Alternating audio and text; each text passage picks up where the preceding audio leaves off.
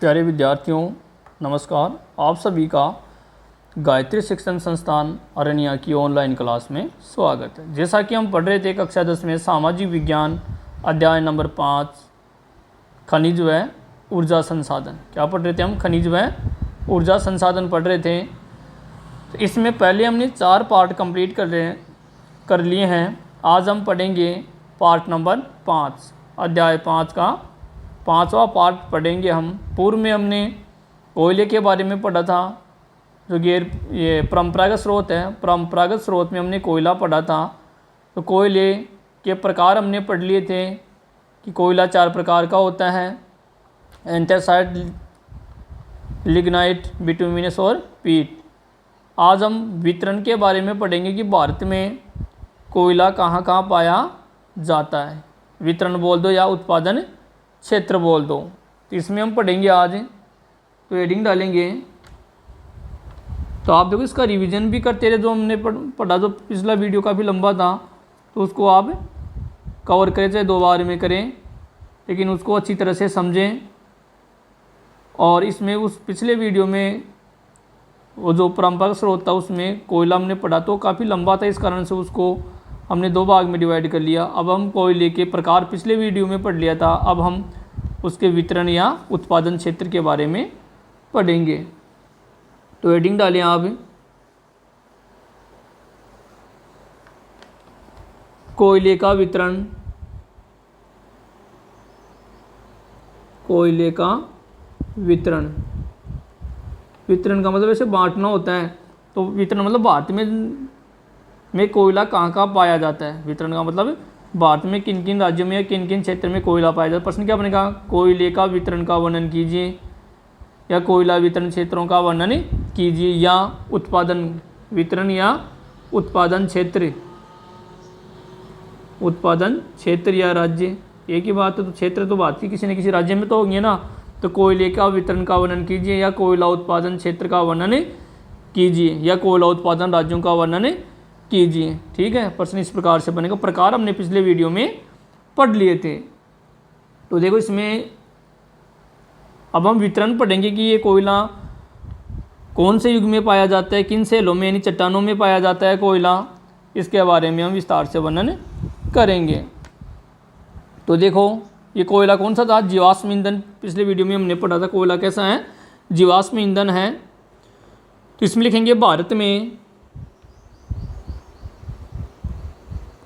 में जो कोयला है, 2 प्रमुख भारत में कोयला 2 प्रमुख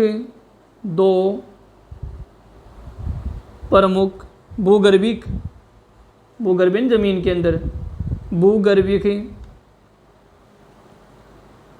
भूगर्भीय जमीन के अंदर भूगर्भिक युगों के सेलों के सेल क्रम में पाया जाता है। सेल क्रम में पाया जाता है। 2 प्रमुख, कितने? 2, ये ध्यान रखेंगे। 2 प्रमुख भूगर्भीय की जमीन के अंदर युगों के सेल क्रम में पाया जाता है। तो देखो 2 में नंबर 1 कौन से में? एक गोंडवाना,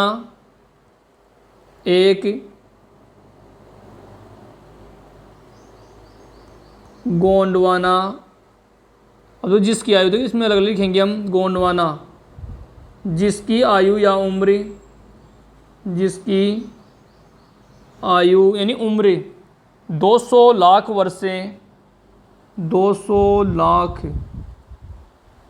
वर्ष से 200 लाख वर्ष से कुछ अधिक है या उससे अधिक है। तो देखो 2 सेल क्रम हमने 2 प्रमुख भूगर्भिक युगों के सेल क्रम में, वो दो भूगर्भिक युग कौन से? एक तो गोंडवाना या गोंडवाना लैंड भी कई जगह लिखाता है। तो गोंडवाना जिसकी ये कितना पुराना है? 200 लाख वर्ष से अधिक पुराना है। ठीक है, गोंडवाना जो कितने वर्ष आयु पूछ सकते हैं, 200 लाख वर्ष पुराना है या उससे भी अधिक पुराना है। दूसरा देखो नंबर 2 पे देखेंगे दूसरा टर्शियरी, कौन सा, टर्शियरी, तो दो नाम याद होने चाहिए, गोंडवाना, दूसरा टर्शियरी, ये सह है टर्शियरी निक्षेप, टर्शियरी निक्षेप नहीं जमाओ, तो टर्शियरी जो लगभग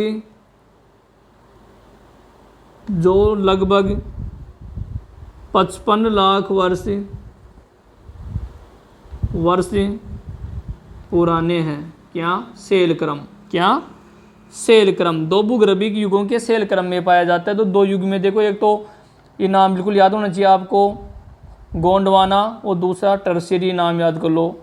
तो गोंडवाना सबसे पुराना है, कितना, 200 लाख वर्ष, लाख दोनों में लगा हुआ है, लाख दोनों में लगा है, उसमें 200 लाख वर्ष है, इसमें 55 लाख, तो पहले वाले में 200 लाख और दूसरे में टर्शियरी कितना है, 55 लाख। तो ये पूछा जा सकता है उसके दो सेल क्रमों के नाम लिखिए, तो गोंडवाना और दूसरा टर्शियरी। तो इसमें सबसे पुराना कौन सा हो गया, गोंडवाना, क्योंकि 200 लाख वर्ष पुराना है उम्र में, आयु में, और टर्शियरी 55 लाख वर्ष पुराना है। ठीक है, ये दोनों की सामान्य जानकारी हो गई। अगली लाइन में लिखेंगे हम, पहले में जो टर्शियरी है, ये जो गोंडवाना है, तो देखो इसको दोबारा लिखना पड़ेगा हमें, क्योंकि एक तो 55 लाख पुराना ही हो गया, दोनों के नाम लिख लिए। अब दोबारा से लिखेंगे हम इसमें, जो टर्शियरी पहले हमने पढ़ा था गोंडवाना, ठीक है, या नीली के पेन से लिखे, इसको रेखांकित कर लेंगे, लाल लाल के पेन से लिख लें। तो देखो ये दोनों के सामान्य जानकारी, ये 200 लाख वर्ष पुराना, ये दूसरा टर्शियरी 55 लाख वर्ष पुराना है, तो गोंडवाना,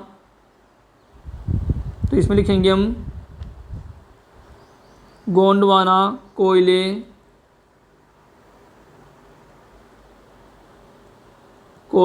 जो धातु शोधन कोयला है, धातु शोधन यानी साफ करना या परिष्कृत करना कोयला है, जो पहला पढ़ा हमने 200 वर्ष पुराना है, ये धातु शोधन कोयला, इन धातु को साफ करने में काम आता है। इसके प्रमुख संसाधन, इसके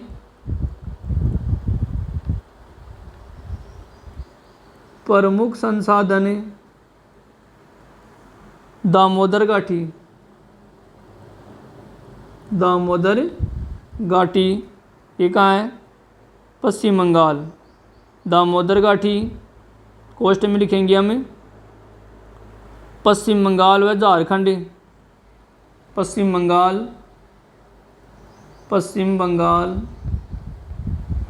व झारखंड तक पाया जाता है ना ये। तो दामोदर घाटी कहाँ से कहाँ तक, पश्चिम बंगाल से लेकर झारखंड तक। ये पहला भारत के नक्शे में हम देखें कि बिहार के नीचे कौन सा है, जैसे नक्शे में हम देखें तो आप पाएंगे कि ये बिहार आ गया, बिहार के नीचे बिहार से नया राज्य बना था झारखंड, और इधर कौन सा आ गया, बंगाल। तो ये झारखंड और ये पश्चिमी बंगाल, समझ गए, नक्शे में दोनों पास पास में ही है, सीमावर्ती राज्य ये। तो देखो, तो दामोदर घाटी, पश्चिम बंगाल व झारखंड। झरिया कहाँ है, कोयला उत्पादक क्षेत्र का नाम है, झरिया झारखंड में है, झरिया कहाँ है, झारखंड में। रानीगंज कहाँ है, बंगाल में। झरिया, रानीगंज वह बोकारो में स्थित है, बोकारो में स्थित है। पिछले वीडियो में हमने देखा था मैप के माध्यम से। तो झरिया तो कहाँ है, झारखंड में। कहाँ है, कोयला उत्पादक रानीगंज कहाँ है, पश्चिम बंगाल में, और बोकारो कहाँ है, झारखंड में। बोकारो और झरिया तो कहाँ है, झारखंड में, और रानीगंज कहाँ है, बंगाल में। ये प्रमुख गोंडवाना जो प्रकार का, जो युग का जो कोयला है, वो कहाँ पाया जाता है, झरिया, रानीगंज व बोकारो में स्थित है। जो महत्वपूर्ण कोयला क्षेत्र हैं, जो महत्वपूर्ण कोयला क्षेत्र है। तो युग तो दो हो गए, गोंडवाना और टर्शियरी। गोंडवाना पढ़ा हमने पहला 200 वर्ष लाख वर्ष पुराना और दूसरा 55 लाख वर्ष पुराना। तो देखो दामोदर घाटी में पश्चिमी बंगाल से लेकर झारखंड तक पाया जाता है ये कोयले की पेटी या निक्षेप। तो इसमें जरिया, रानीगंज, बोकारो। तो इससे आपसे पूछा जा सकता है कि कोयला उत्पादक जिलों के क्षेत्रों के नाम लिखो, तो जरिया, रानीगंज, बोकारो। जरिया क्यों प्रसिद्ध है? तांबे के लिए, कोयले के लिए, पेट्रोल के लिए, ऐसा पूछ सकते हैं। तो जरिया किसके लिए प्रसिद्ध है? कोयले के लिए। रानीगंज भी कोयले के लिए और बोकारो भी कोयले के लिए। आगे देखो, अगली लाइन लिखेंगे गोदावरी महानदी। गोदावरी महानदी, गोदावरी दक्षिण भारत में है। दक्षिण भारत की सबसे लंबी नदी है गोदावरी। दक्षिण की गंगा किसे कहते हैं? कावेरी। दक्षिण की गंगा तो कौन सी है? कावेरी नदी। और दक्षिण भारत की सबसे लंबी नदी कौन सी है? गोदावरी। तो गोदावरी महानदी, सोन व वर्धा, वर्धा का है महाराष्ट्र में, वर्धा नदी घाटियों में भी, नदी घाटियों में भी कोयले के जमाव पाए जाते हैं। कोयले के जमाव या निक्षेप पाए जाते हैं, पाए जाते हैं। तो देखिए, गोदावरी महानदी, सोन, वर्धा नदी घाटियों में भी कोयले के जमाव पाए जाते हैं। तो कोयला वितरण क्षेत्र हो गए। कोयला कहाँ कहाँ पाया जाता है, कौन से युग में, वो हमने पढ़ लिए। अब देखो, टर्शेरी कोयला क्षेत्र, ये गोंडवाना हो गया। आगे हम पढ़ेंगे टर्शियरी, जो आगे पढ़ा था हमने टर्शियरी, इसमें अलग अलग बता दिया कि तो टर्शियरी युग का तो कहाँ पाया जाता है और गोंडवाना क्षेत्र का कहाँ पाया जाता है। तो टर्शियरी, ये जो कोयला है, टर्शियरी कोयला, कोयला क्षेत्र उत्तर पूर्वी, मतलब पूर्वोत्तर भी लिख सकते हैं इसको हम, उत्तर पूर्व यानी पूर्वोत्तर राज्यों। अब देखो नक्शे में हम देखेंगे तो पूर्वोत्तर भारत के कौन से राज्य हैं जो भारत के पूर्व में और उत्तर में शामिल है? मेघालय, जो आसाम के पास में बांग्लादेश के बॉर्डर पे, मेघालय, असम, अरुणाचल प्रदेश, अरुणाचल प्रदेश व नागालैंड में पाया जाता है। नागालैंड में पाया जाता है। ये उससे भी सरल है टर्शियरी। तो पहला हमने पढ़ा गोंडवाना लैंड, ये इसमें दामोदर घाटी है जिसमें बंगाल और झारखंड तक है, जिसमें जरिया, बोकारो, रानीगंज पढ़ा। तो ये तो कौन जगह के नाम? फिर गोदावरी महानदी, सोन, वर्धा नदी घाटियों में भी कोयले के जमाव पाए जाते हैं, नदी घाटियों में। तो किन, इस प्रश्न क्या पूछ सकते हैं? क्षेत्र के नाम हो गए जरिया, बोकारो, रानीगंज। किन नदी घाटियों में कोयले के जमाव पाए जाते हैं? गोदावरी महानदी और वर्धा व सोन में। ठीक है।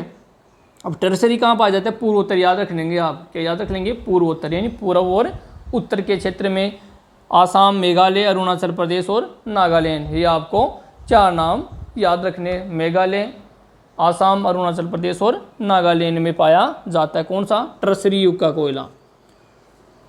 अंतिम लाइन लिखेंगे हम, ये दोनों कंप्लीट हो गए। अब एक साथ लिख लेते कोयले के बारे में। कोयला स्थूल पदार्थ है, ये कंप्लीट होगा टर्शरी। और अब कोयले के बारे में सामान्य जानकारी में देखो, कोयला स्थूल पदार्थ है, स्थूल पदार्थ यानी ठोस पदार्थ है एक तरह से ये, जिसका प्रयोग करने पर भार घटता है। प्रयोग करने पर भार यानी वजन, भार यानी वजन घटता है। क्यों घटता है? क्योंकि यह राख में, यानी कोयले को जलाएंगे तो किस में बदलेगा? राख में, राख में बदल जाता है, बदल जाता है। इस कारण भारी उद्योग भारी उद्योग व ताप विद्युत गृह कोयला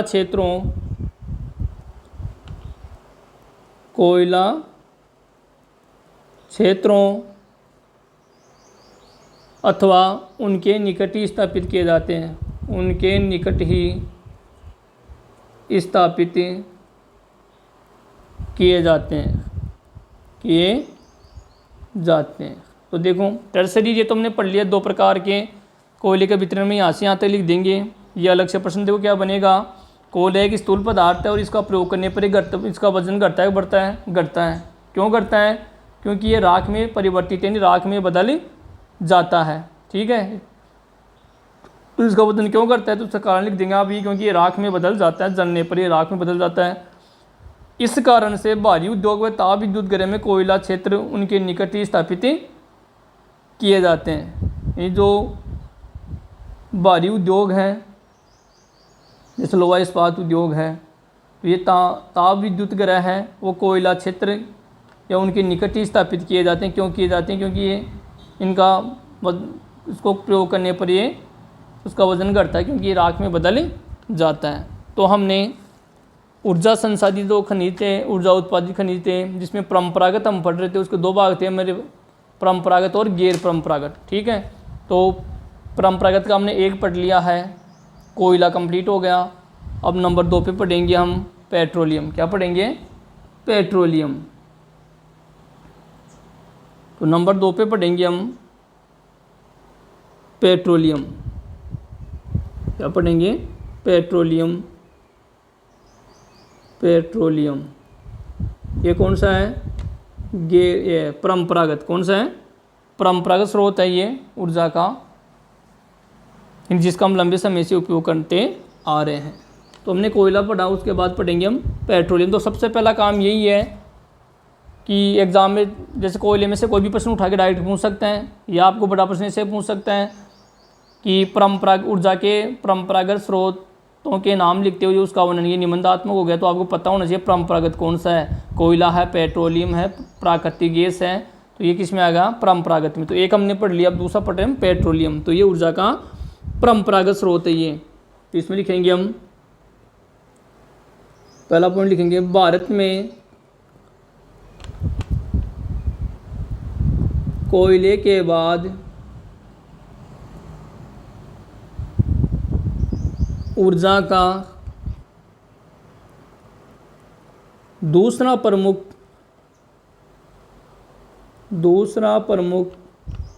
साधन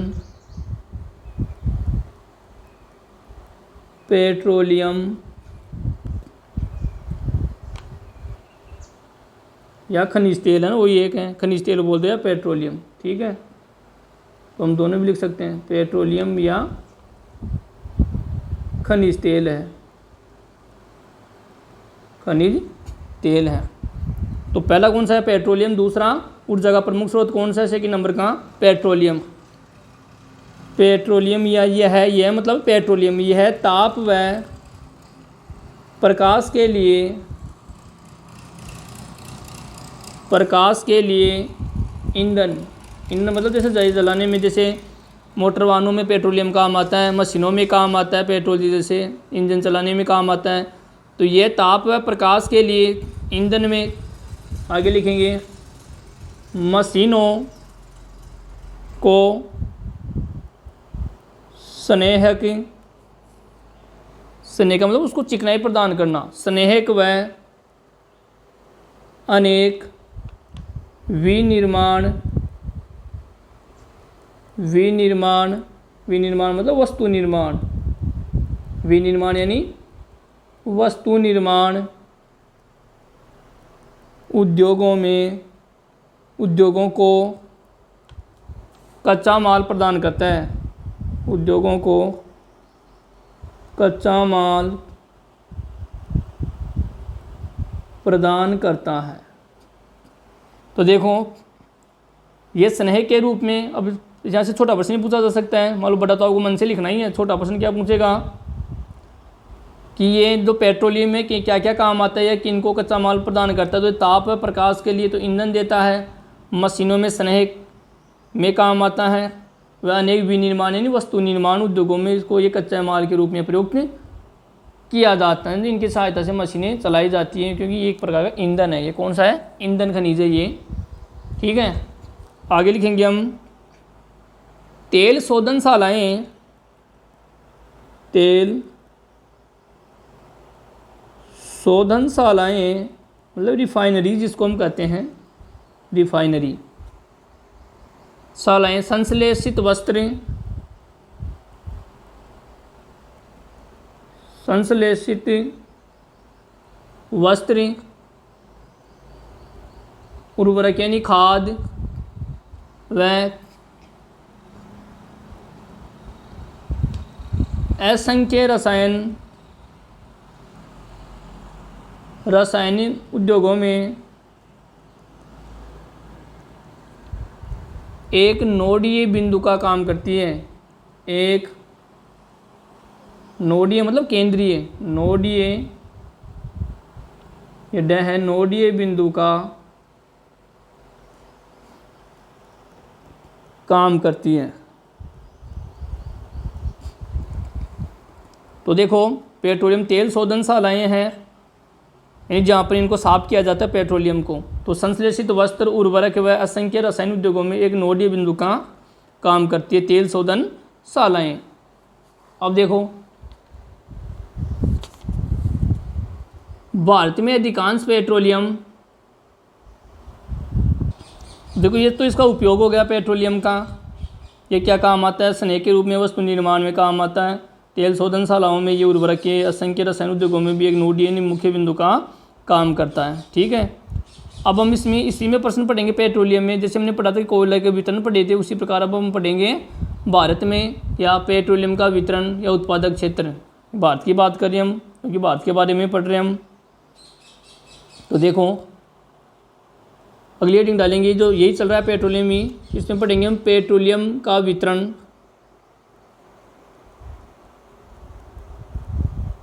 पेट्रोलियम का वितरण या उत्पादक क्षेत्र। तो देखो इसमें हम पढ़ेंगे कि एक तो कौन से राज्य में पाया जाता है और दूसरा ये किन किन चट्टानों में पाया जाता है। तो पहले हम राज्यों के बारे में पढ़ लेते हैं, फिर जैसे कौन किस प्रकार की चट्टानों में ये पाया जाता है वो भी हम पढ़ेंगे। तो देखो पहला पॉइंट लिखेंगे, भारत में मुंबई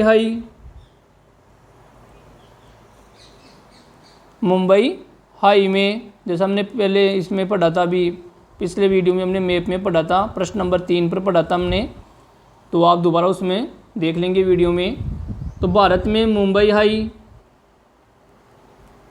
हाई, गुजरात और असम, गुजरात व असम प्रमुख पेट्रोलियम उत्पादक क्षेत्र हैं। प्रमुख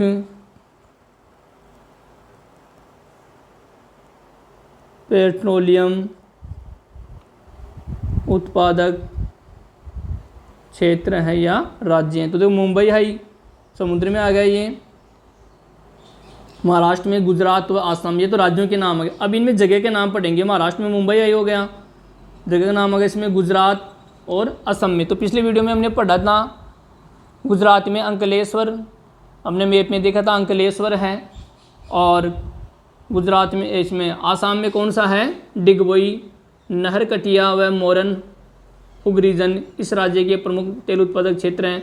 तो आपको पता भी होना चाहिए कि भारत में सबसे पहला जो तेल था वो पेट्रोलियम का निकाला गया था असम के डिगबोई में। तो दूसरे लाइन में लिखेंगे हम, 31 में राज्यों के नाम आगे, मुंबई हाई, मुंबई में, इसमें महाराष्ट्र में, गुजरात और असम में। आगे देखेंगे हम,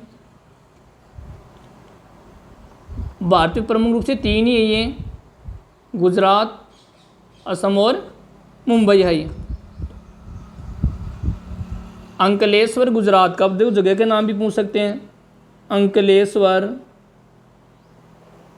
अंकलेश्वर, मैप में देख सकते हैं पिछले वीडियो में आप, अंकलेश्वर गुजरात का सबसे महत्वपूर्ण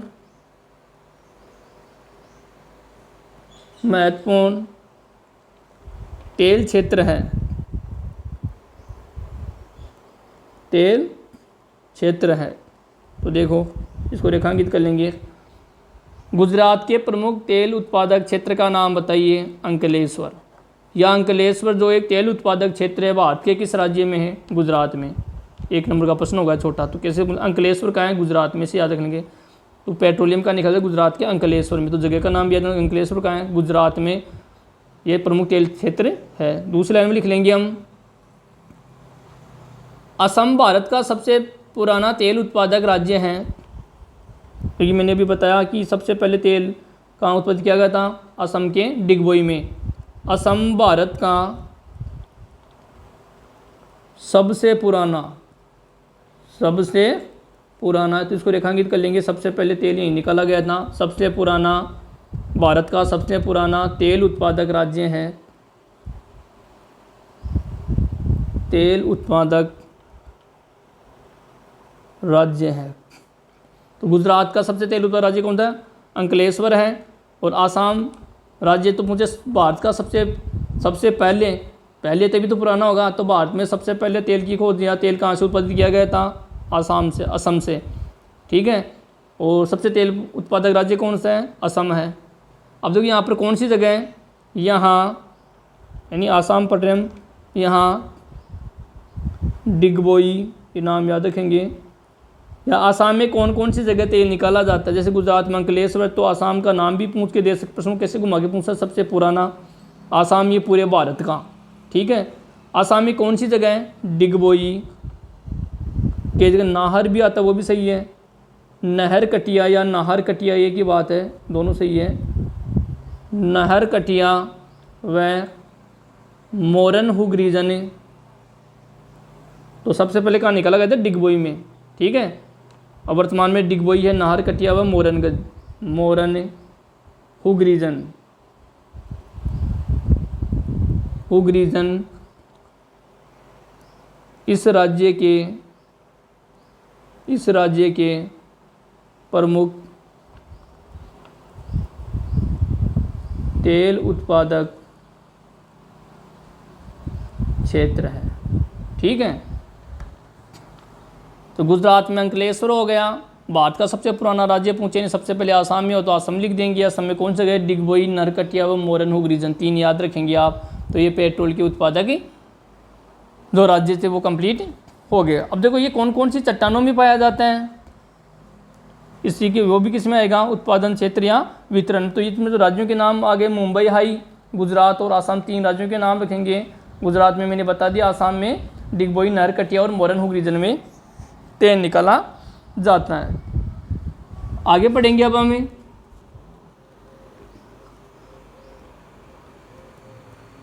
भारत में अधिकांश पेट्रोलियम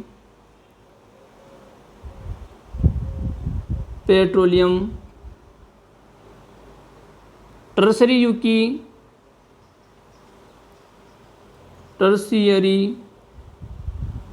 की जो 55 लाख वर्ष पुराना था, अभी हमने पूर्व में पढ़ा था। टर्सरी युग की सेल संरचनाओं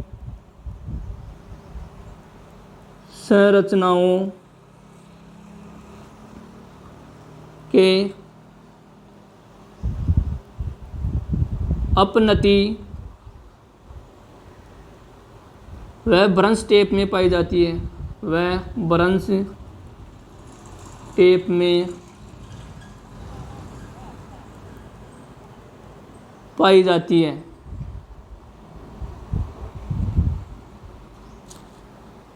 आगे लिखेंगे तेल धारक परत, तेल धारक यानी धारण करने वाली, तेल धारक परत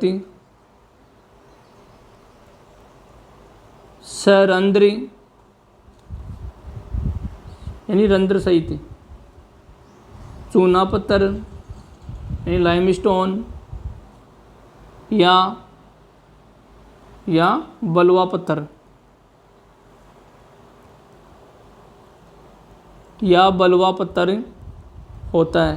यानी वो तो राज्यों के नाम थे। तो इन राज्यों में जो तेल निकाला जाता है, अभी हमने पढ़ा आसाम है, मुंबई हाई है और गुजरात है, उनमें जो तेल है वो तेल धारक जो परत कौन सी है, सरंध्र, चूना पत्थर या बलुआ पत्थर होता है। लाइम स्टोन जो अधात्विक, हमने धात्विक पढ़ा था, तो अधात्विक इसमें कोई धातु नहीं होती, तो अधात्विक जो चट्टानें होती हैं उनमें क्या ये पेट्रोलियम पाया जाता है। कौन सी में हमने पढ़ा था, गोंडवाना युग की और टर्शियरी, जो टर्शियरी की 55 लाख वर्ष पुरानी हमने पढ़ा था, टर्शियरी युग की जो सेल थी, तो उनमें ये पाया जाता है पेट्रोलियम। प्राकृतिक गैस हल्की होने के कारण, आगे इसमें लिख लेंगे, प्राकृतिक जो गैस है, जो आगे पढ़ेंगे हम, जो भी ऊर्जा उत्पादित है, तो प्राकृतिक गैस हल्की होने के कारण, इसको रेखांकित कर लेंगे, किस कारण, हल्की होने के कारण खनिज तेल के ऊपर पाई जाती है, खनिज तेल के ऊपर पाई जाती हैं। तो देखो प्रश्न आ गया कि ये प्राकृतिक गैस, जो आगे पढ़ेंगे हम नेक्स्ट, प्राकृतिक गैस भी क्या है, ऊर्जा उत्पादित ये खनिज है। तो देखो स्रोत है, साधन है, तो प्राकृतिक गैस खनिज तेल के ऊपर क्यों पाई जाती है, क्योंकि प्राकृतिक गैस खनिज तेल की तुलना में क्या होती है, हल्की होती है, इस कारण से ऊपर ही पाई जाती है। तो ये राज्यों के नाम पढ़ लिए हमने।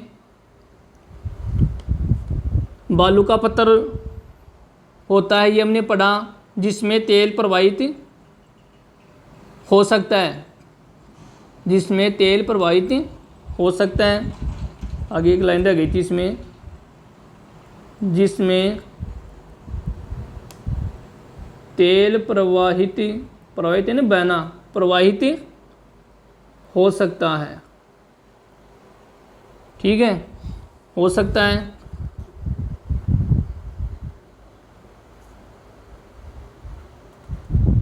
तो ये इसमें हम इतना ही पढ़ेंगे पेट्रोलियम में। पेट्रोल उत्पादक हमने राज्यों के नाम पढ़ लिए।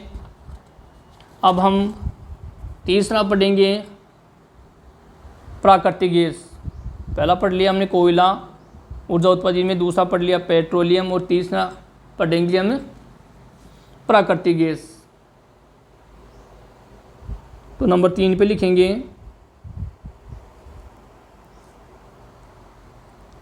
तीसरा प्राकृतिक गैस, 3 नंबर पे है प्राकृतिक गैस। तो ये ऊर्जा उत्पादित खनिज है ये भी। तो इसमें लिखें हम, यह एक महत्वपूर्ण स्वच्छ यानी साफ, यानी जो प्रदूषण नहीं करती है, स्वच्छ ऊर्जा संसाधन, स्वच्छ ऊर्जा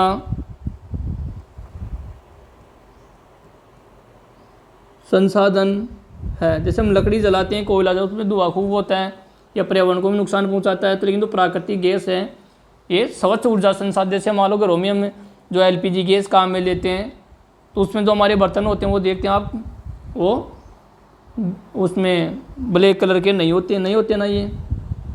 तो इसलिए क्या है, एक स्वच्छ ऊर्जा संसाधन है जो पेट्रोलियम के साथ, किसके साथ पाया जाता है, पेट्रोलियम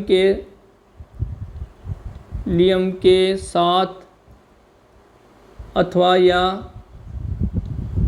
अलग भी पाई जाती है, अलग भी, साथ अथवा अलग भी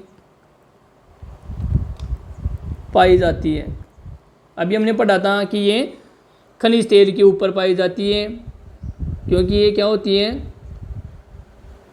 हल्की होती है। प्राकृतिक गैस तेल से हल्की होती है, इसलिए इसके ऊपर पाई जाती है ना। तो ये पेट्रोलियम के साथ भी पाई जा सकती है, अभी पूर्व में हमने पढ़ा, ये इसके ऊपर भी, ये इससे अलग भी पाई जा सकती है। इसे ऊर्जा के एक, इसी में लिख लेंगे, इसे प्राकृतिक गैस, इसे ऊर्जा के एक साधन के रूप में व पेट्रो रसायन उद्योग के एक औद्योगिक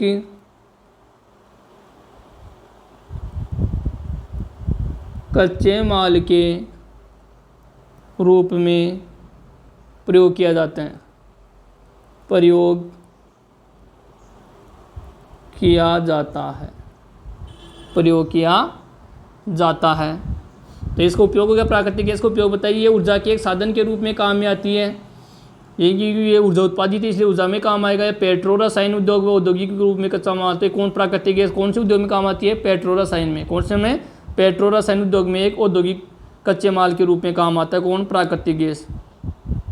तो पेट्रो रसायन उद्योग में कच्चे माल के रूप में कौन सा संसाधन काम आता है? तो आप बताएंगे प्राकृतिक गैस। पेट्रोलियम रसायन का मतलब पेट्रोलियम नहीं लिखना, आपको प्राकृतिक गैस लिखना है। पेट्रो रसायन में कौन सा जो साधन है वो काम में आता है, स्रोत काम में आता है, परंपरागत में प्राकृतिक गैस। ठीक है, आगे लिखेंगे जो CO2 होती है कार्बन डाइऑक्साइड, तो CO2 के यानी कार्बन डाइऑक्साइड के कम उत्सर्जन यानी कार्बन डाइऑक्साइड का ये उत्सर्जन कम करती है। कम उत्सर्जन के कारण प्राकृतिक गैस को पर्यावरण अनुकूल माना जाता है। एक तो होता प्रतिकूल यानी जिसका विपरीत या बुरा प्रभाव पड़ता है वो तो प्रतिकूल, और अनुकूल मतलब उसके अनुकूल मतलब उसको लाभदायक। तो प्राकृतिक गैस जैसे हम लकड़ी जलाते हैं उससे ईंधन ज़्यादा होता है।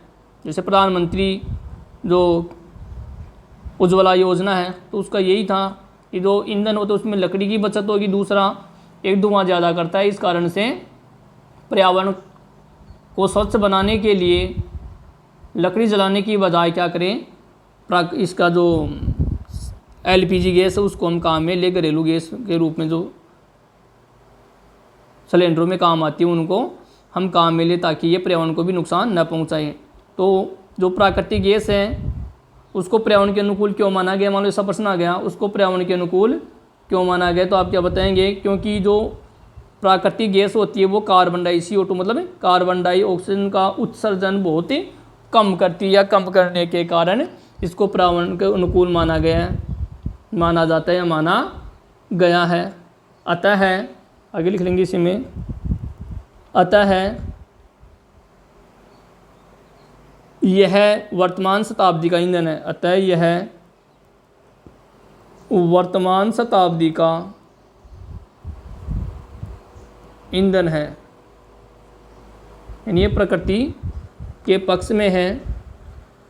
ठीक है, ये पर्यावरण को नुकसान नहीं पहुंचाती। क्यों? क्योंकि CO2 यानी कार्बन डाइऑक्साइड है उसका उत्सर्जन बहुत ही कम करती है प्राकृतिक गैस।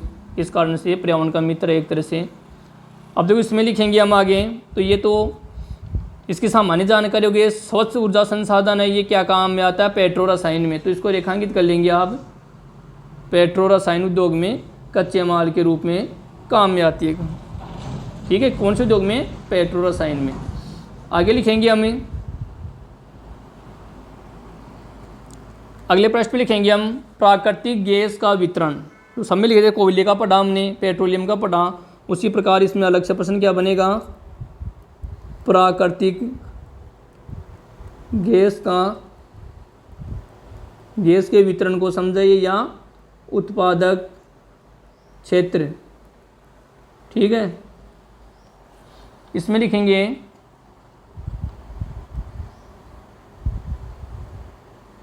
कृष्णा गोदावरी नदी, कृष्णा गोदावरी जो दक्षिण भारत में है, दक्षिण भारत की सबसे लंबी नदी है गोदावरी नदी बेसिन, मतलब इसके बहाव क्षेत्र में, अपवाह क्षेत्र में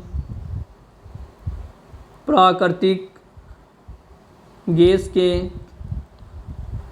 विशाल भंडार खोजे गए हैं। गैस के विशाल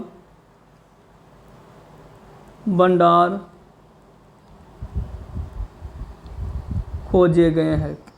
तो इसमें राज्य का नाम नहीं दिया ना, कौन से क्षेत्र में वितरण क्षेत्र जो पूरी लिखना है।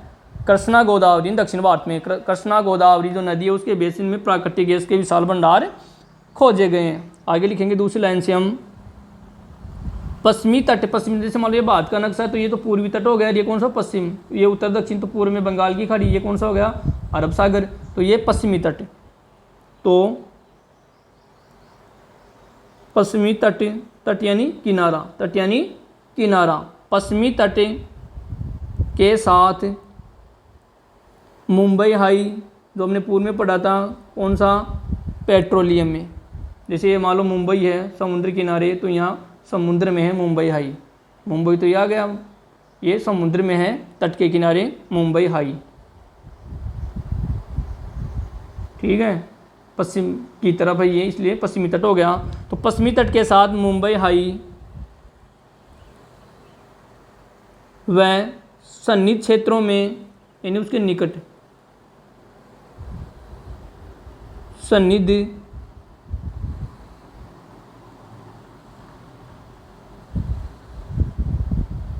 सन्निधि क्षेत्रों में, सन्निधि नहीं निकट, सन्निहित क्षेत्रों में, तो मुंबई हाई में एक तो इसको टिक कर लेंगे पश्चिमी तट में, यानी पश्चिम की तरफ ही है महाराष्ट्र क्षेत्रों में, इसको वापस देखो एक बार, सन्निधि निकट क्षेत्रों को खंबात की खाड़ी, तो गुजरात में है, खंबात की खाड़ी ये कहाँ है, गुजरात में पाए जाने वाले तेल क्षेत्र संपूरित करते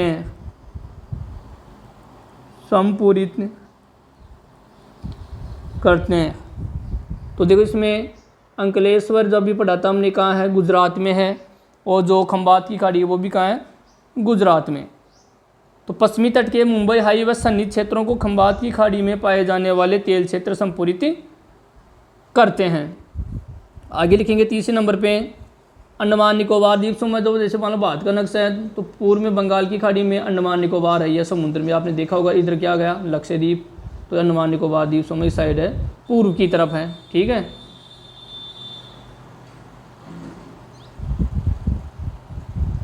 तो इसमें देखते हैं हम अंडमान निकोबार,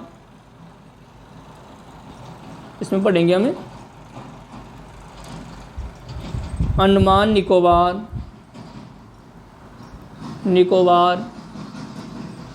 द्वीप समूह, ये द्वीपों का समूह है, यानी यहाँ कई द्वीप पाए जाते हैं इसलिए द्वीप समूह द्वीपों का समूह है। अंडमान निकोबार द्वीप समूह में महत्वपूर्ण क्षेत्र हैं, अंडमान निकोबार द्वीप समूह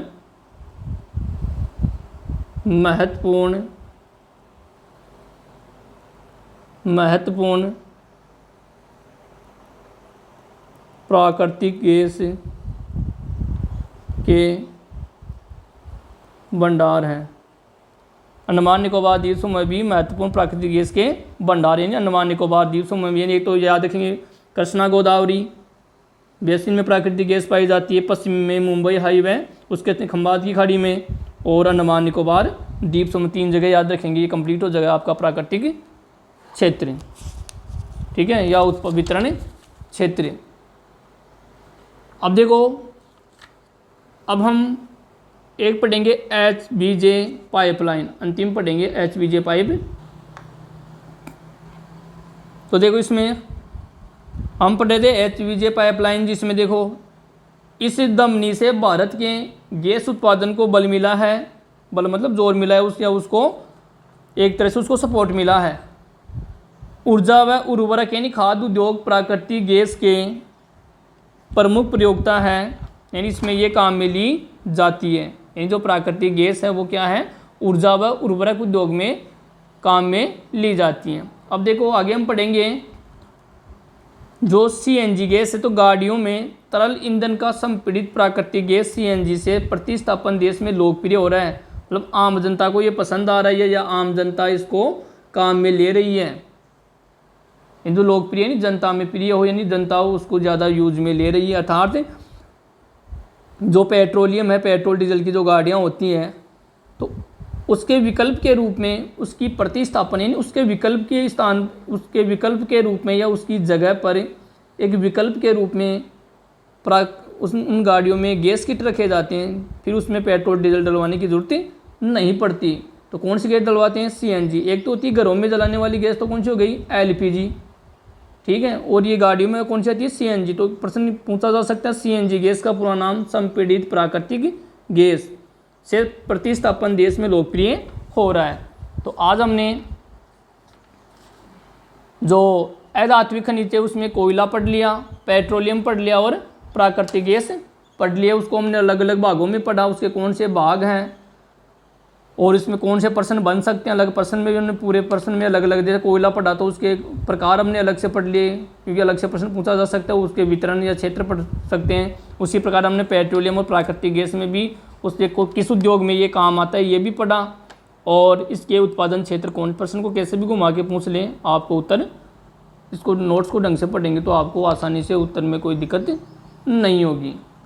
इस वीडियो में हम इतना ही पढ़ेंगे, बाकी हम नेक्स्ट अगले वीडियो में कवर कर लेंगे। धन्यवाद।